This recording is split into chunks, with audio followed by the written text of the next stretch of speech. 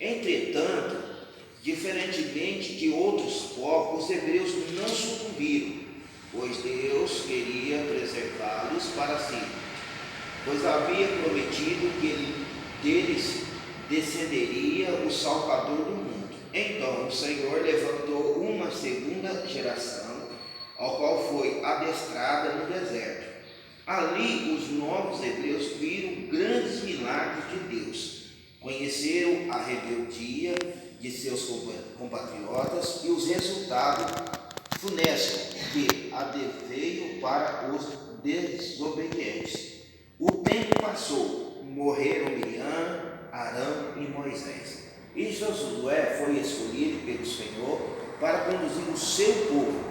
Logo depois, ele enviou 2 espias à milenária cidade de Jericó, com o objetivo de estabelecer estratégias para a sua primeira guerra como líder dos hebreus. Depois de haverem atravessado o Rio Jordão, nesta série de lição, conheceremos as vitórias e conquistas do líder Josué e de todo o povo de Deus rumo a Canaã.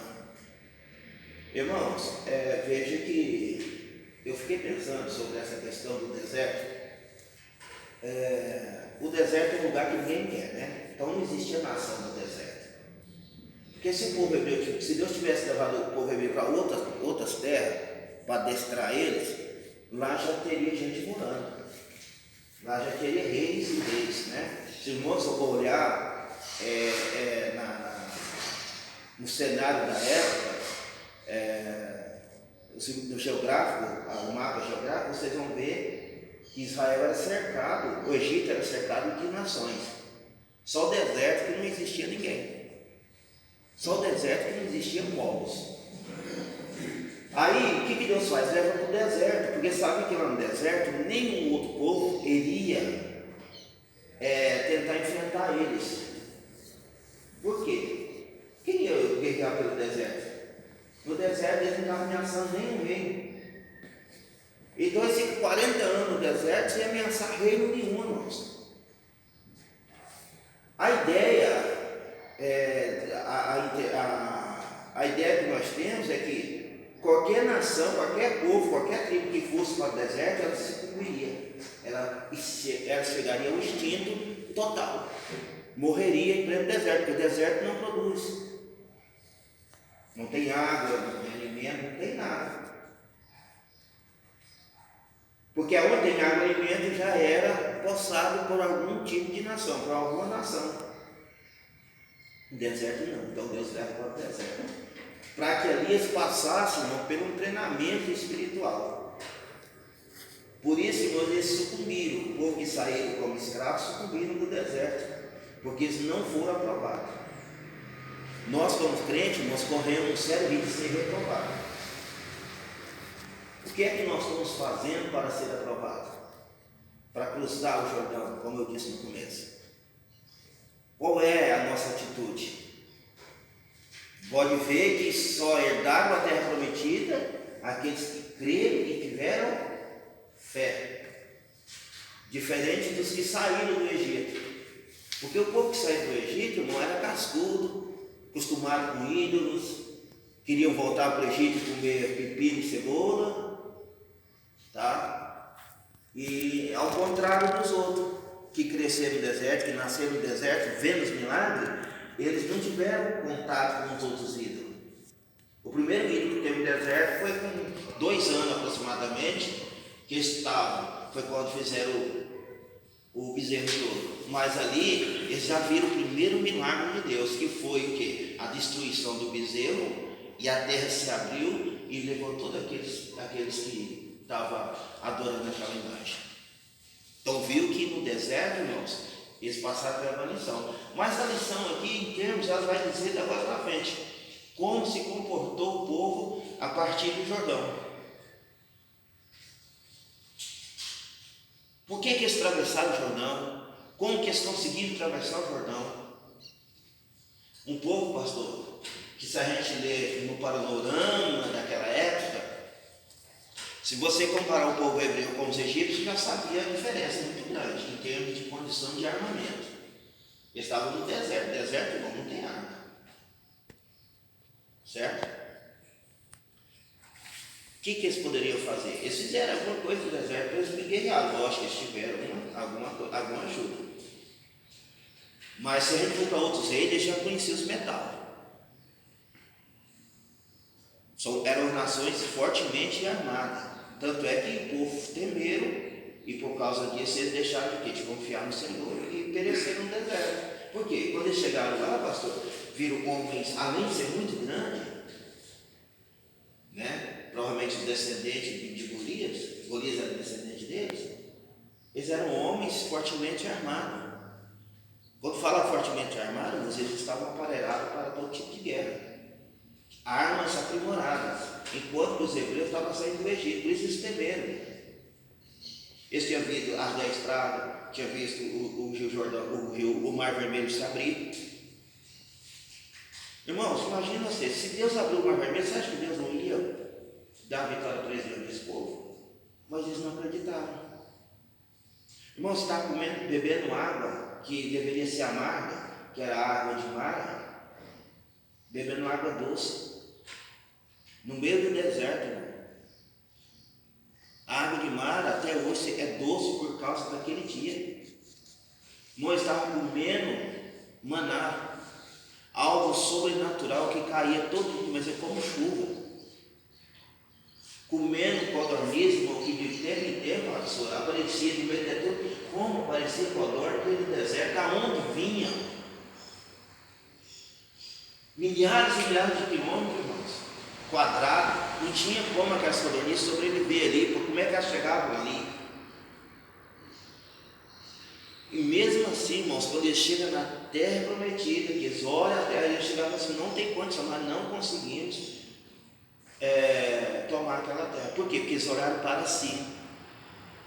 Você está olhando para você ou para Deus? Você está confiando nas suas forças ou na força de Deus? Essa é a questão. Eles olharam para eles, pastor. Ele falou assim, nós não damos conta, vamos voltar para o Egito, que é melhor não morrer na mão do faraó que morrer na mão dos cananeus. Eles são homens cruéis. Por quê? Porque eles viram o que eles faziam com as vítimas lá, com os prisioneiros. Eles ficaram 40 dias lá, irmãos. Eles viram que os cananeus eram capazes de fazer com o prisioneiro, e eles temeram aquilo, pois que eles não viam no Egito. O rei era mau, o Egito era, mas eles nunca tinham visto tortura daquele jeito. Não, eles devem ter visto coisas horríveis que os cananeus faziam. E aí eles temeram, deixaram de confiar em Deus. E você, diante desse cenário que nós estamos vendo, está temendo ou você está confiando em Deus? É isso que essa lição vem nos trazer nesse trimestre. O que está dizendo, irmão, a capa da revista aí? Né? Tempos. Como é que eu falo para o senhor? Não confio que é tempo de nós conquistarmos. O senhor olha para o cenário, o senhor acha que é tempo de conquista? Humanamente dizendo. Não é. Não tem como nós conquistar nesse tempo de pandemia, irmão. É tempo de todo mundo se sucumbir, empresa falir, a pessoa vender o que tem para sobreviver, não é assim? Mas a revista está dizendo, é tempo de conquista. É na contramão da realidade que nós estamos vivendo. O povo hebreu nos andou na contramão da realidade deles. Imagina você andar 40 anos no deserto com um par de sapatos só. Com a meia dúzia só de troca de roupa e as mãos se acabar, o sapato não gastar.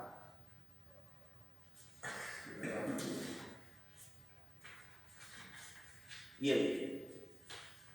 Vocês têm uma ideia, irmãos? Josué e Caleb confiaram em Deus, não confiaram? Foi onde que confiou, né? Até eles, como o sapato foi preservado, eles também foram preservados, vocês sabiam? A condição física de Josué e Caleb, Deus manteve eles como se tivesse 40 anos.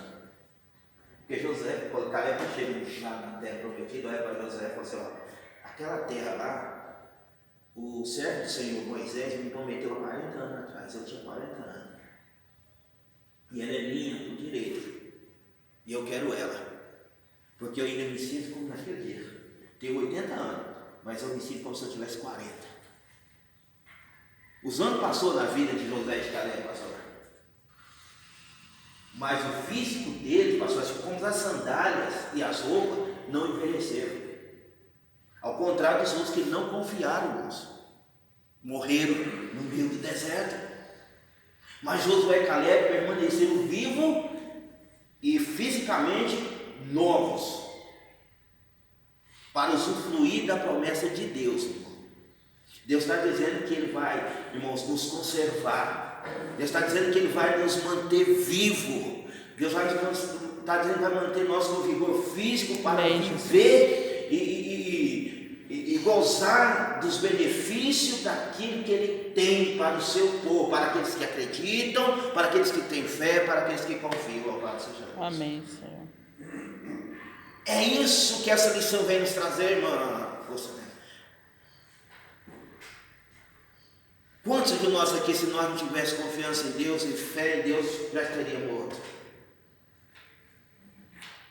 Muitos. Mas o Senhor preserva, guarda a sua igreja. Amém, Pai. A visão panorâmica. Uma visão panorâmica. Nós falamos mais ou menos isso aqui, mas vamos ler aqui. Josué é o primeiro dos livros denominado histórico das Sagradas Escrituras. Segundo os estudiosos, a obra começou a ser escrita por volta do ano de 1400 a.C. A data aproximadamente da destruição da cidade de Jericó. A maioria dos teólogos acredita que o servidor de Moisés, Josué, filho de Num, da tribo de Efraim, escreveu quase todo o livro, salvo o seu final, no qual se narra o seu falecimento. Então alguém, ou seja o amanuense, alguém que estava escrevendo por ele, porque ele era um homem importante, irmãos. Eu imagino que ele chamava o seu escritor ali e etiquetando para o cabra escrever. Então ele é autor do livro. Só que ele morre antes de finalizar. Então aquele que escrevia, aquele que foi responsável pela escritura ali, ele morre o servo de Deus. Então ele não tinha como continuar. Então ele põe o ponto final. Qual é o ponto final? Morre Josué. Né? Então ali mostra, irmão, esse livro, irmão, conta a história de um homem que sempre foi apaixonado pela obra de Deus, Josué. Se tem um homem, irmão, que era apaixonado pelas coisas de Deus, era Josué. Todos os jovens da época de Josué queriam bagunçar com as mocinhas, no meio do deserto ali, contando e bordando, enquanto Josué saía do pé de Moisés. Não ganhava nada, irmão, por aquilo. Ele era apaixonado pelas coisas de Deus. Quando Moisés sobe para no monte, ele vai junto, irmãos. Só que Moisés não deixa que ele chegue até o fim. Ele fica numa parte esperando. Mas que ele foi. Enquanto que os outros jovens, né, pastor, foi dançar em volta do bezerro. Mas ele não, ele subiu. Tá? O livro de Josué continua narrando a história dos hebreus após a peregrinação de 40 anos descrito no livro de Números. Entre Números e Josué há apenas um longo discurso de Moisés, com alguns fatos pontuais, dentre eles a morte de Moisés. Josué apresenta aspectos singulares, indispensáveis a uma vida cristã saudável, pois os princípios espirituais neles escritos os eventos registrados servem de ensinamento, admoestação e conforto para os cristãos de todas as épocas. Veja que ela é atualizada, você está entendendo? Quem lê Josué fica apaixonado. Segundo subtópico, como era o mundo da época? Segundo as pesquisas históricas, quando Israel transpôs o Rio Jordão, por volta de 1400 a.C., muitos povos já estavam em estágio civilizatório, bem mais avançado, mas outros, por seu turno, sequer existiam. No Japão, a primeira fase da civilização, Jomon chegaram ao seu apogeu. Em vários lugares da Europa, as populações começaram a erguer vilas fortificadas. No Peru, mais ou menos nesse período, foi iniciado o uso de instrumentos de metais, porém não havia civilização na América do Norte, sendo que o primeiro povo surgiu no México. Os Olmecas, por volta de 1500 a.C., o Império Assírio viria a surgir 1200 anos a.C. e somente em 21 de abril de 753 a.C. seria fundada a cidade de Roma. Naqueles idos, o Egito era um país rico, não obstante houvesse perdido a mão de obra escrava dos hebreus. Quanto à Babilônia e à Assíria, que ao longo da história destruíram muitas nações, hoje não mais existe Israel, Israel, porém, uma nação formada inicialmente por ex-escravos, mostrou ser um projeto que deu certo, sendo atualmente um país de primeiro mundo.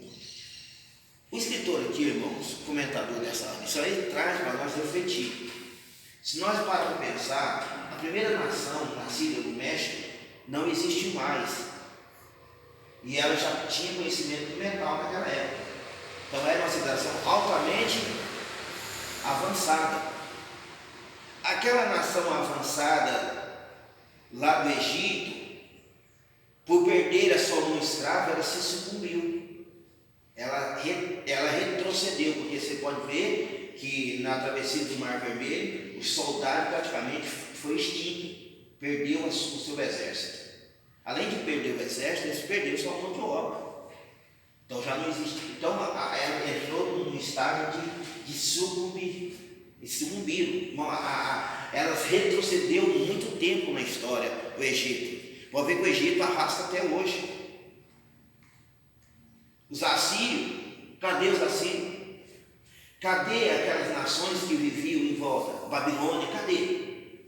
Foram um povo, irmãos, que sucumbiram. Roma só foi existir 700 anos depois do povo de Israel.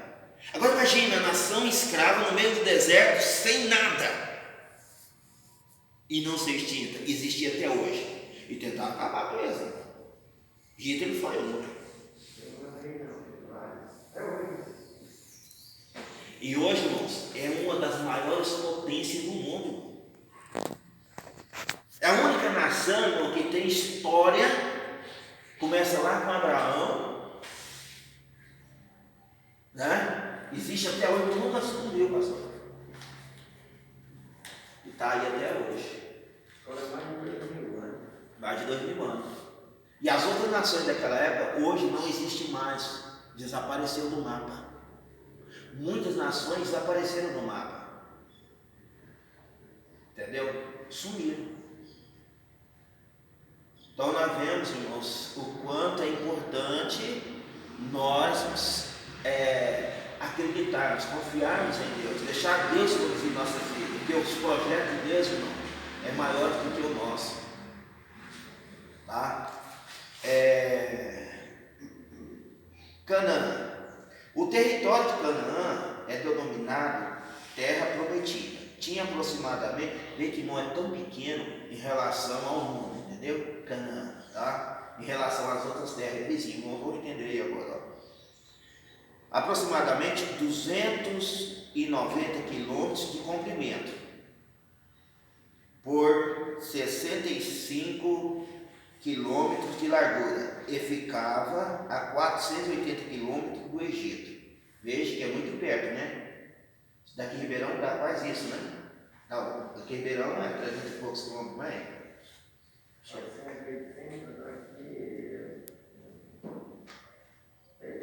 É pertinho. Daqui no. Mas ele tinha só 290 de comprimento. 290 de comprimento. Daqui lá no Caçu, né, mais ou menos. 290? Daqui são os quilômetros. É só os complementos ali no 290 quilômetros só de comprimento. Um país, pastor. Daqui a 5 quilômetros da rua daqui em Monte Alegre. Pois é. Aí tá aí, ó. O comprimento, né? E de comprimento, por 65 km de largura. Você sabe o que é 65 km de largura? Daqui em Monte Alegre. Daqui em Monte Alegre. A largura só do território, não. Era uma faixa, era um beco, muito pequeno, pastor. Olha o tamanho do Brasil, imagina o Brasil, hoje olha o tamanho do Brasil.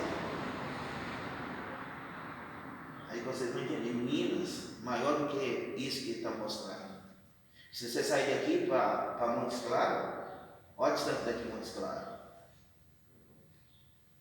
Muito mais longe daqui de Montes Claros do que o comprimento de Israel. Né?